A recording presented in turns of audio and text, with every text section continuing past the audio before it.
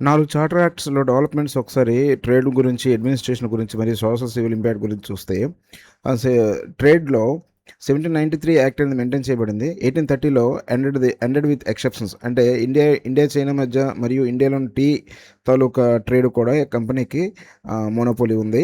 మిగిలినవన్నీ స్ట్రిప్ చేయబడింది. 1833 కంప్లీట్‌గా కమర్షియల్ రూల్ అనేది ఎండ్ అయిపోయింది.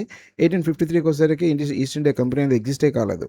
అడ్మినిస్ట్రేటివ్ రీచ్‌లో ఏం జరిగిందంటే 1793లో అథారిటీ అనేది బొంబాయి, మద్రాస్ మీద పెరిగింది. అంటే సెంట్రలైజ్డ్ అయింది. 1830కి వచ్చేసరికి కంపెనీ రూల్ అనేది ఒక 20 ఇయర్స్ అనేది ఎక్స్టెండ్ చేయబడింది. 1833కి వచ్చేసరికి కంప్లీట్గా సెంట్రలైజేషన్ ఏర్పడింది.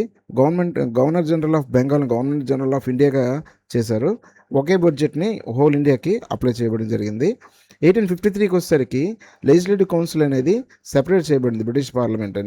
British parliament's rising power separate legislative council అనేది 1853లోనే ఏర్పరిచారు.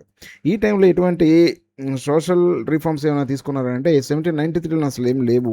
1813కి వచ్చేసరికి 1,00,000 వెస్టర్న్ ఎడ్యుకేషన్ డెవలప్మెంట్ కోసం అలోకేట్ చేయబడింది. అదేవిధంగా క్రిస్టియన్ మిషనరీ కూడా ఎలో చేయబడింది 1813 ద్వారా. 1833లో స్లావరీ అనేది డిక్లేర్ చేశారు ఇల్లీగల్ అనేసి. 1853కి వచ్చేసరికి సివిల్ సర్వీస్ ఓపెన్ కాంపిటీషన్ అనేది ప్రొవైడ్ చేయబడడం జరిగింది.